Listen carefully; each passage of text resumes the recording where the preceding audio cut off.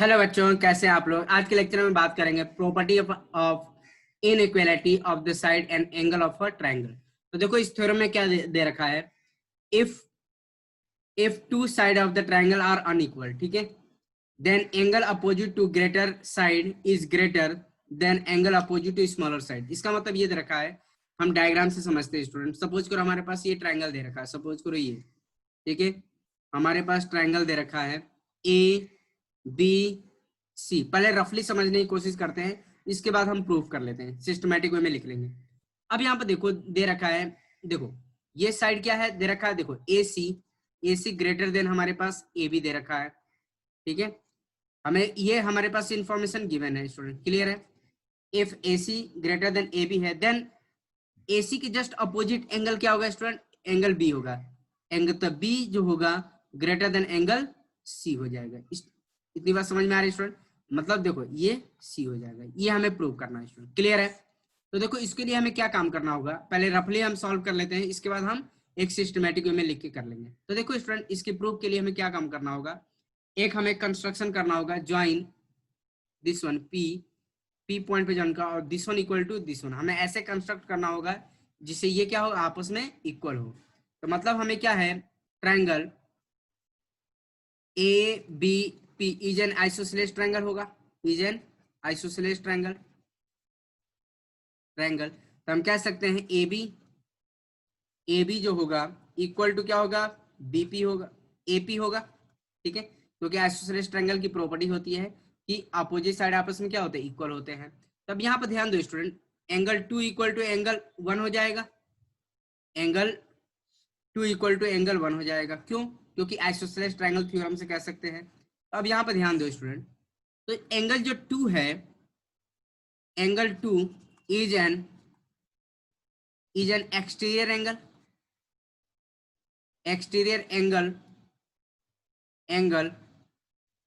Of triangle. Triangle कौन सा है, बीपीसी, बीपीसी, क्लियर है स्टूडेंट। तो मतलब दिस वन एंगल जो होगा, देखो इस वाले ट्रायंगल के लिए हमारे पास B P C and B C के लिए क्या एक्सटीरियर एंगल होगा। तो एंगल जो 2 होगा वो ग्रेटर देन एंगल सी होगा। इतनी बात समझ में आ रही है स्टूडेंट, क्लियर है। एंगल जो 2 होगा, तो इसको इक्वेशन 1 और इसको इक्वेशन 2, ठीक है। क्योंकि एक्सटीरियर एंगल जो होता है ग्रेटर देन इंटीरियर एंगल होगा, तो मतलब एंगल जो 2 होगा सी से बड़ा होगा, क्लियर है। तो अब देखो 2 इक्वल टू कितना हमारे पास 1 है, तो यहाँ पे एंगल 1 जो होगा ग्रेटर देन एंगल सी होगा। इतनी बात समझ में आ रही है स्टूडेंट, क्लियर है। तो अब यहाँ पे देखो इसको हम 3 मान लेते हैं। अब जाहिर सी बात है, जब 1 ही एंगल सी से बड़ा है, तो देखो, तो एंगल 1 में अगर 3 भी ऐड कर दे तो ये तो ऑटोमेटिक आपस में ग्रेटर होंगे। एंगल 1 प्लस एंगल 3 कर दिया, तो ये तो ऑटोमेटिक एंगल सी से बड़े होने वाले, क्योंकि ऑलरेडी एंगल 1 आपस में बड़ा है सी से। तो एंगल अगर 1 में हम 3 भी ऐड कर दे, ये तो और भी ग्रेटर हो जाएगा।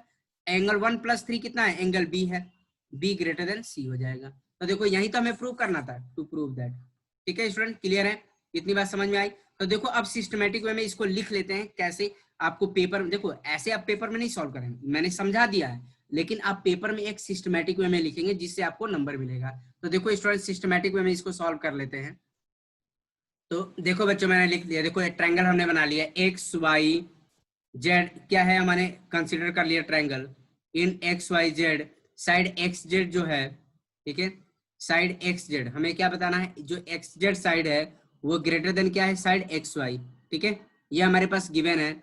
हमें क्या प्रूव करना है, एंगल एक्स वाई जेड मतलब this one angle greater than this one, हमें ये प्रूव करना है स्टूडेंट। तो हमने क्या लिख लिया, X Y Z greater than X Z Y, ठीक है। और देखो कंस्ट्रक्शन में क्या किया student, take a point P, एक हमने पॉइंट पी ले लिया ऑन साइड एक्स जेड, ठीक है, एक्स जेड सच दैट जो एक्स वाई है इक्वल टू एक्स पी है, ठीक है। ड्रॉ सेगमेंट वाई पी को ड्रॉ कर लिया। तो देखो अब प्रूव कर लेते हैं, इतनी इन्फॉर्मेशन तो हमारे पास गिवन एंड कंस्ट्रक्ट कर लिया। तो देखो प्रूव कर लेंगे, in triangle X Y P. इतनी बात समझ में आए, एक्स वाई पी। तो देखो यहाँ पर एक्स वाई इक्वल टू कितना है, एक्स पी है, क्लियर है स्टूडेंट। ये हमारे पास क्या है, बाई कंस्ट्रक्शन से हमने बताया, इसका क्या कंस्ट्रक्शन, ठीक है। इतनी बात से कंस्ट्रक्शन की हेल्प से ये हो गया। तो अब यहाँ पे देखो देयरफॉर, देखो this one equal to this one, तो this one angle equal to this one angle होगा। क्लियर है स्टूडेंट, आई बात समझ में? तो हम लिख सकते हैं angle X Y P, X Y P, X Y P equal to, देखो X Y P equal to X P Y, angle X P Y. इतनी बात समझिए। क्या लिखेंगे? Reason by isosceles triangle theorem, by isosceles triangle theorem. इतनी बात समझ में आए? By isosceles triangle theorem. Clear है स्टूडेंट? अब यहाँ पर ध्यान दो स्टूडेंट, दिस वन जो एंगल है, angle X P Y is an exterior angle of triangle Y P Z.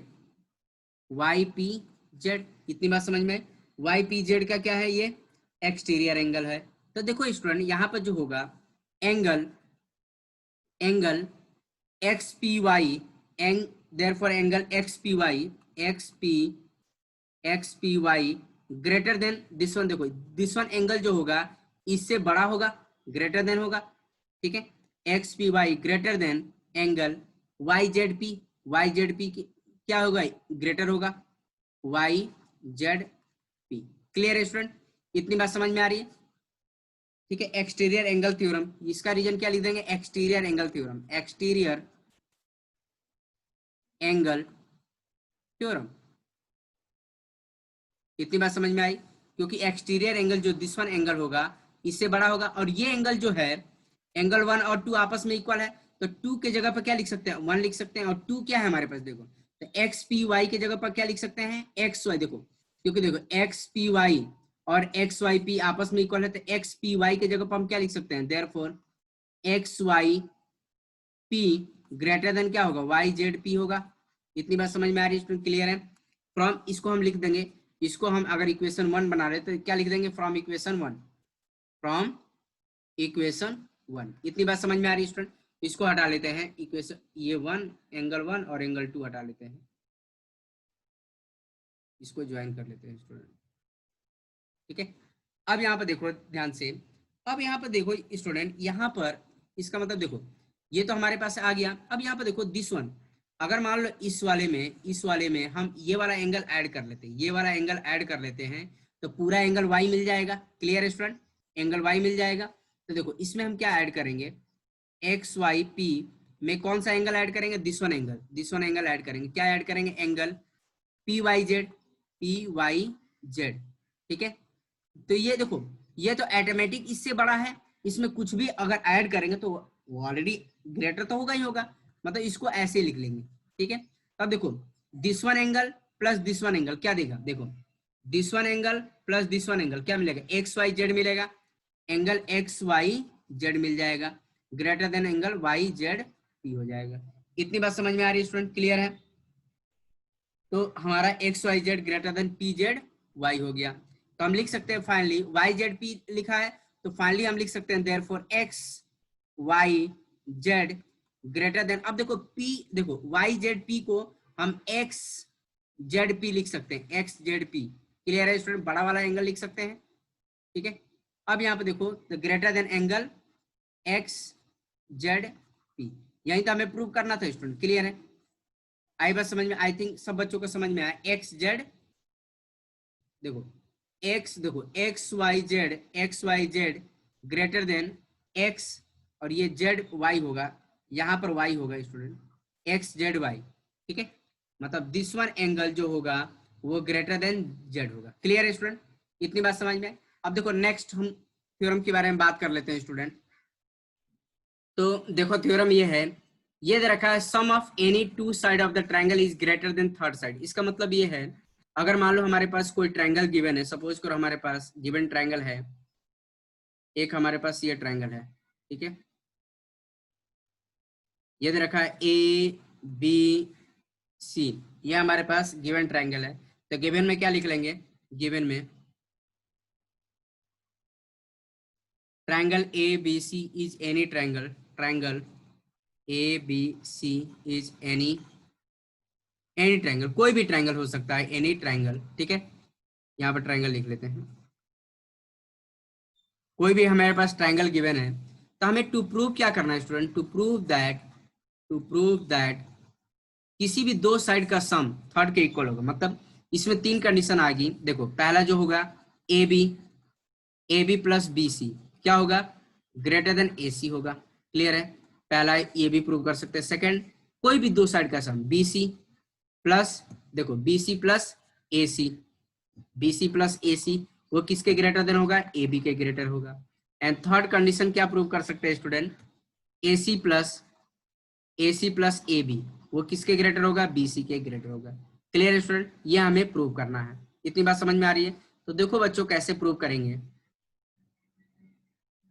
अब यहाँ पर देखो ध्यान से, तो इसके लिए कुछ कंस्ट्रक्शन करना पड़ेगा स्टूडेंट। कंस्ट्रक्शन में क्या करना पड़ेगा, इसको हम एक्सटेंड करेंगे। देखो इसको हम एक्सटेंड करेंगे, जिससे मान लो हम दूसरा पेन यूज कर लेते हैं, इसको हम एक्सटेंड करते हैं। ठीक है, इसको हम इतना एक्सटेंड करेंगे, दिस वन एक्सटेंड किया, जो इतना एक्सटेंड करेंगे कि this one equal to this one होगा। ठीक है, इसका हम कंस्ट्रक्शन करेंगे, ये और ये आपस में इक्वल होगा, और इसको हम क्या करेंगे, ज्वाइन कर लेंगे। ठीक है, इसको हम ज्वाइन कर लेंगे।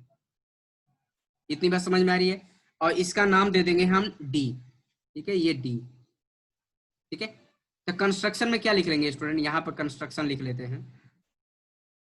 कंस्ट्रक्शन में क्या लिख लेंगे, take a point D on ray B A. ठीक है, take a point D on ray B A. ठीक है, बी ए पर हमने एक पॉइंट लिया, बी ए सच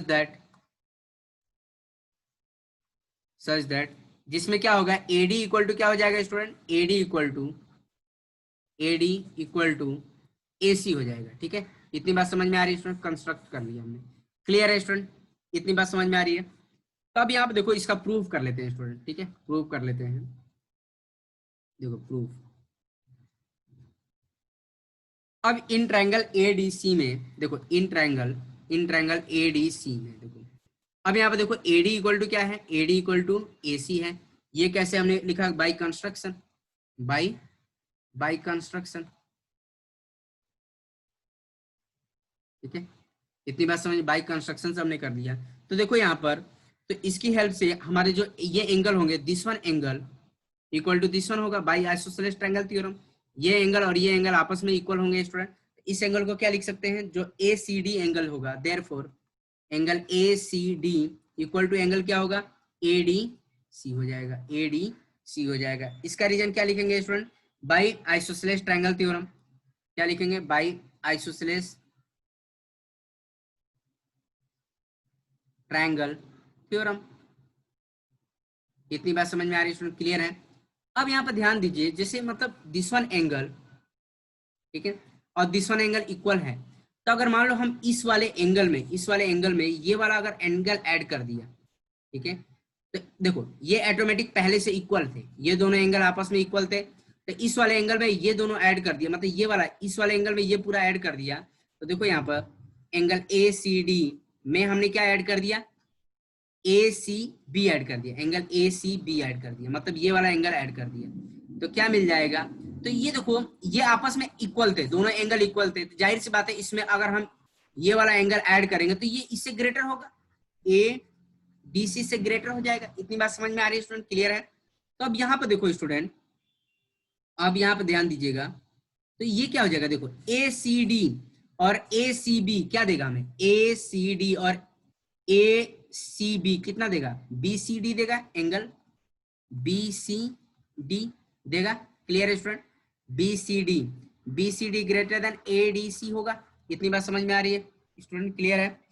तो अब यहाँ पे देखो स्टूडेंट, बी सी डी के जस्ट अपोजिट एंगल कौन सा है, जस्ट बी सी डी के अपोजिट एंगल, मतलब अपोजिट साइड कौन सा है, अपोजिट साइड मतलब एडी है। एडी क्या है हमारे पास, अपोजिट साइड है।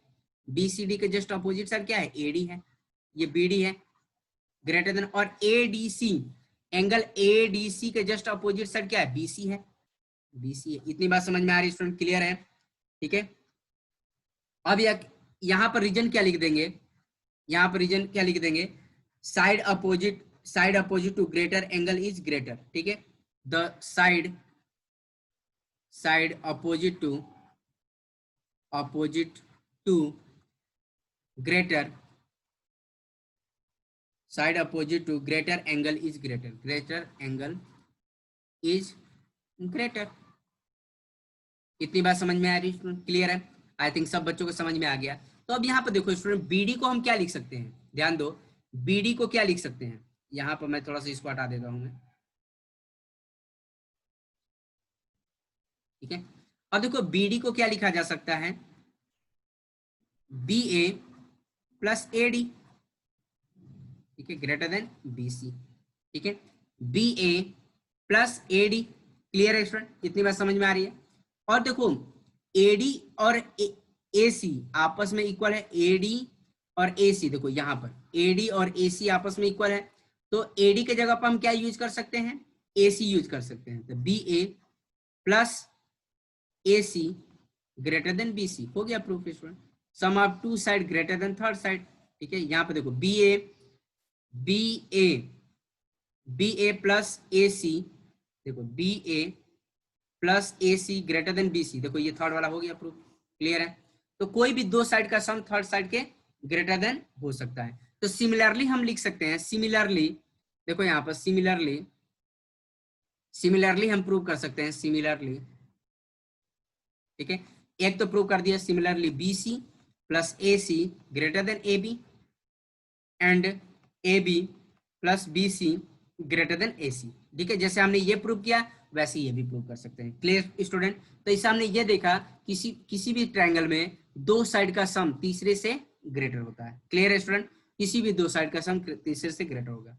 क्लियर है स्टूडेंट? ठीक है स्टूडेंट, अब हम आगे नेक्स्ट क्वेश्चन के बारे में बात करेंगे। तो देखो बच्चों, हमने अभी प्रॉपर्टी के बारे में देखा, sum of two side is greater than third side होता है।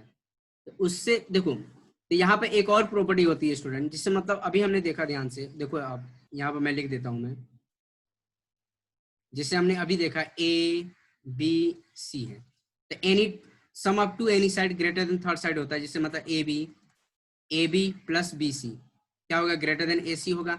वैसे ही देखो A B plus A C greater than B C होगा, एंड हमारे पास A C plus B C greater than A B होगा। ये तो हमें सम की प्रॉपर्टी होगी। एक डिफरेंस की भी प्रॉपर्टी आती है, जैसे मान लो इनका डिफरेंस कर दे, यहाँ पर क्या सम के जगह पर डिफरेंस कर दे, जैसे मतलब इसी पर, मतलब यहाँ पर हम सम के जगह पर क्या कर रहे हैं, डिफरेंस कर रहे हैं स्टूडेंट, ठीक है। तो यहाँ पे देखो सम के जगह पर आप डिफरेंस कर रहे हैं, जैसे मतलब यहाँ पर डिफरेंस कर लेते हैं। तो ये देखो ए बी माइनस अगर बी सी कर दें, तो ये जस्ट साइन चेंज हो जाएगा। डिफरेंस के केस में साइन चेंज होगा, ये जो साइड होगा ये लेस देन एसी, मतलब एसी जो होगा।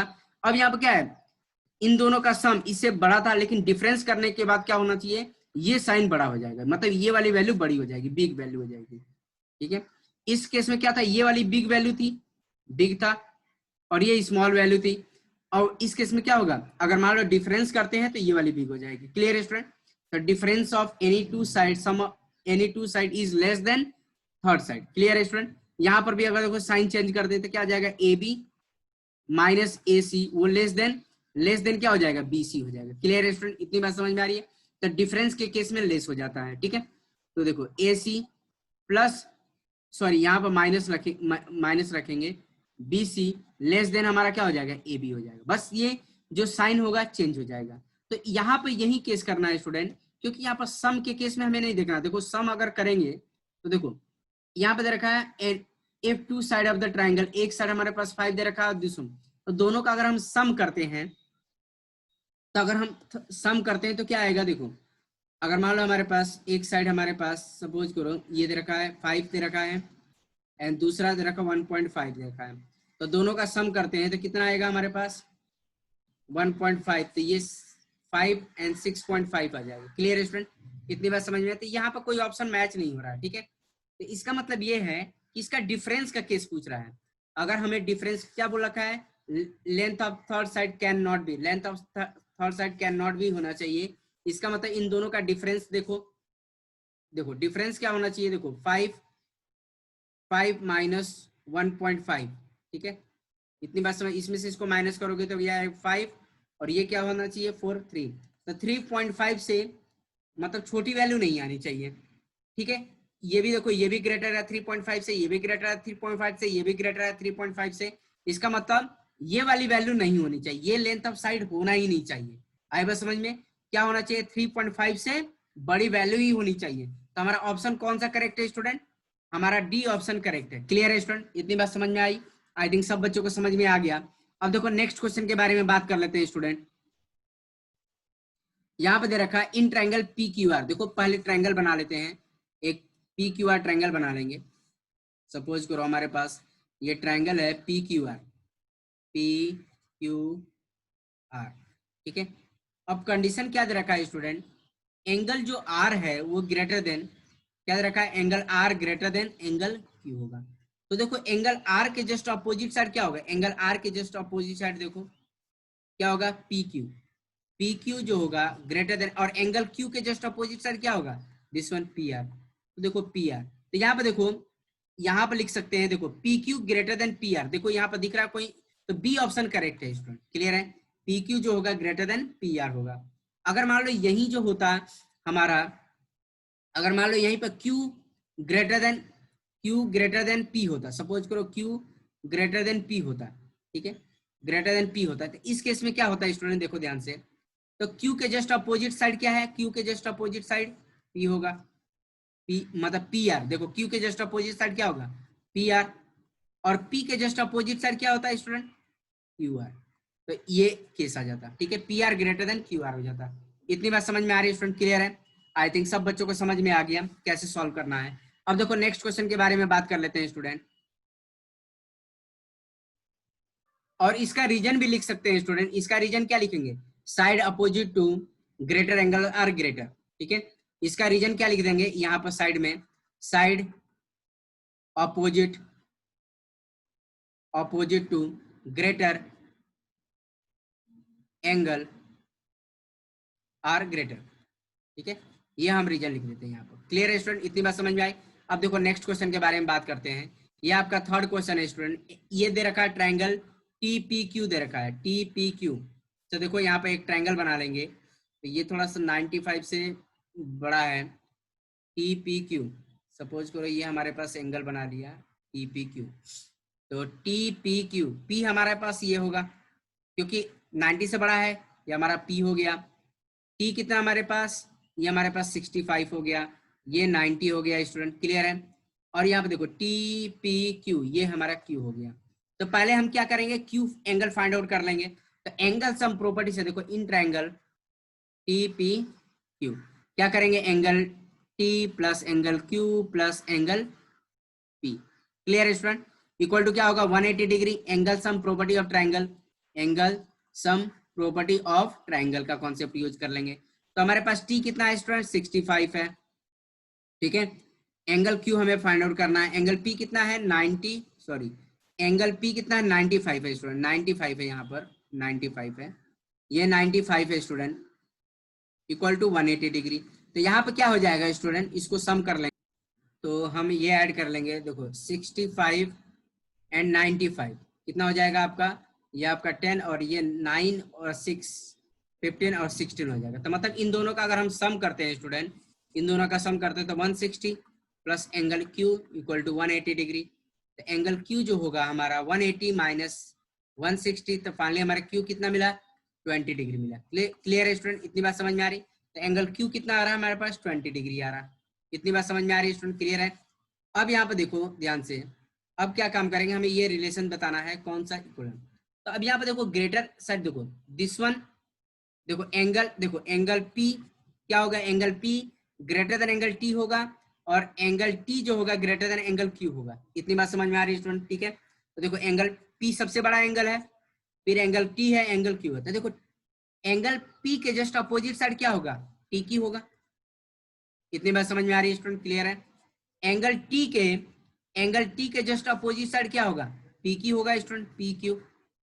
क्लियर है स्टूडेंट, और एंगल क्यू के जस्ट अपोजिट एंगल के साइड क्या होगा, पीटी होगा। इतनी बात समझ में आए? क्या लिखेंगे, side opposite to greater angle, sorry greater, यहाँ पे लिख देंगे side opposite to to greater angles are greater. इतनी बात समझ में आ रही? Side opposite to greater angles are greater. Clear है? तो टी क्यू ग्रेटर है। तो अब यहाँ पे देखो टी क्यू ग्रेटर है पी क्यू से एंड पी टी, तो कौन सा ऑप्शन करेक्ट है स्टूडेंट? यहाँ पे देखो कौन सा ऑप्शन करेक्ट लग रहा है आपको? तो देखो टी क्यू, यहाँ पे देखो तीनों वाले भी ऑप्शन दे रखे हैं पी क्यू, तो यहाँ पे देखो ये देखो टी क्यू। अब देखो एक एक करके हम देख लेते हैं। टी क्यू बड़ा है टीपी से, तो ये गलत हो गया। देखो ये हमारे पास क्या है, पी क्यू जो बड़ा है पी क्यू से बड़ा है, तो ये ऑप्शन करेक्ट गलत हो गया। फिर पी क्यू ग्रेटर, तो ये भी गलत हो जाएगा क्योंकि टी क्यू सबसे बड़ा होगा। टी क्यू जो होगा सबसे बड़ा होगा, T Q greater than P Q. ठीक, टी पी नहीं, ये भी गलत है।